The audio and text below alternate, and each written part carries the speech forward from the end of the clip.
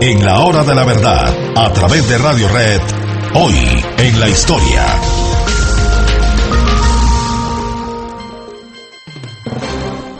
Les contábamos ayer la triste historia de Otón, el emperador romano, que se hizo emperador asesinando a su amigo, a quien lo protegió, a quien lo lanzó por los caminos de la política y de la gloria, que fue Galba, otro emperador romano terrible, que fue muerto precisamente por la gente de Otón. Y Otón fue muerto por la gente de su sucesor Vitelio. Se suicidó viéndose rodeado por los hombres de Vitelio. ¿Quién era Vitelio? Muy parecido a Otón. Vitelio fue un hombre que se hizo favorito de Tiberio, de Nerón y de Calígula porque se prostituía con ellos. Los emperadores romanos de esa época tuvieron esa terrible costumbre, la costumbre de prostituirse para prosperar en el campo de la política.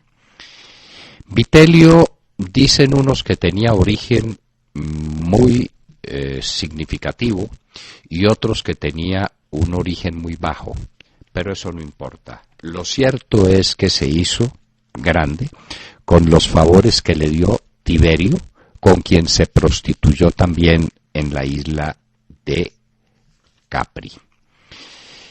El favor de estos tres príncipes lo hicieron grande.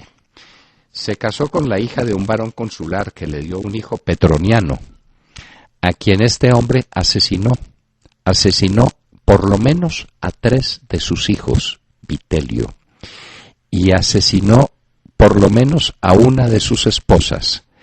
Y dicen, parece que está confirmado, que asesinó a su propia madre. Eso era este Angelito. Galba le concedió el mando de la Germania inferior. Se lo criticaron y dijo: no, yo le doy una provincia para que llene su glotonería.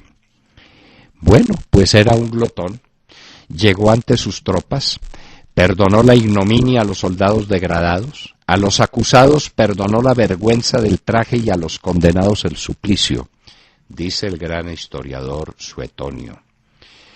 Pues eso sirvió para que los soldados lo aclamaran sin más consideraciones como el nuevo emperador. Dividió sus tropas en 2 partes, unas para que marcharan contra Otón y de la otra se reservó él el mando.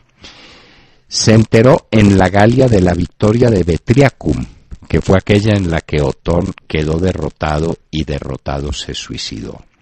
De manera que los caminos de Roma le quedaron abiertos.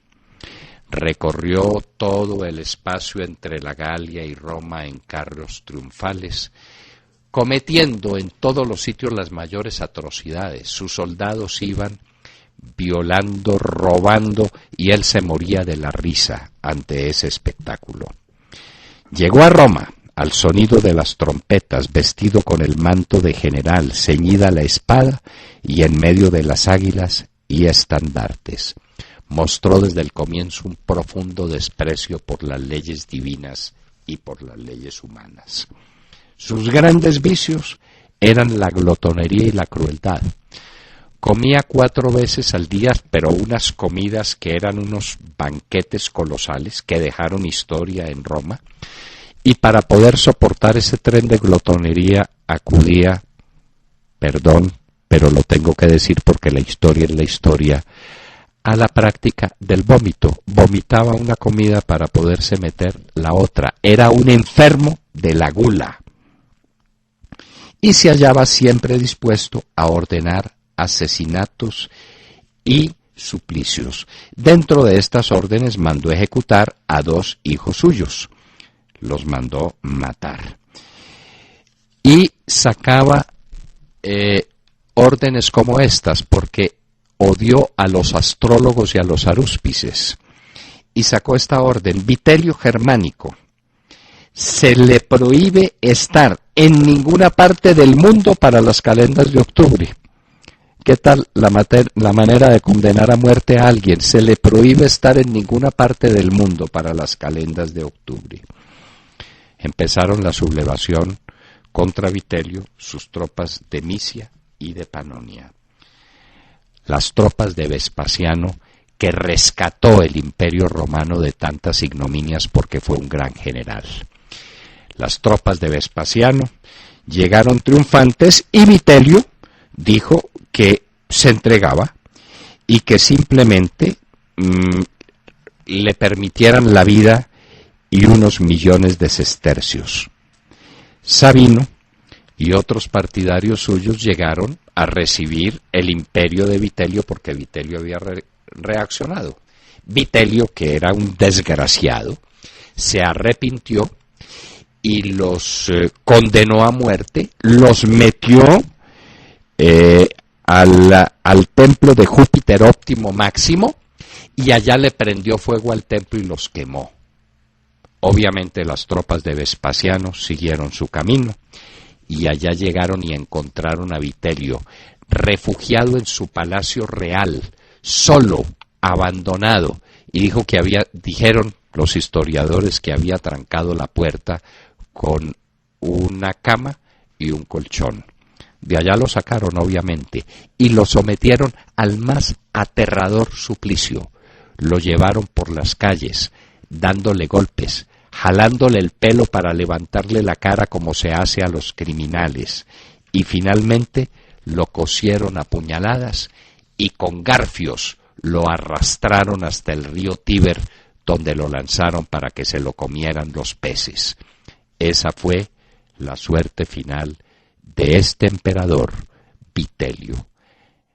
Galba, Otón y Vitelio, de los 12 Césares, tal vez los 3 que llevaron a más altos niveles de ignominia. Y eso que habían pasado otros 3 como Nerón, Calígula y Claudio.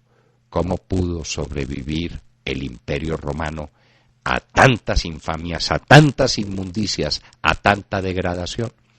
Porque tuvo también grandes hombres y grandes emperadores. Tiberio, en medio de sus degradaciones, fue un gran administrador. Octavio Augusto, el primero, un gran emperador.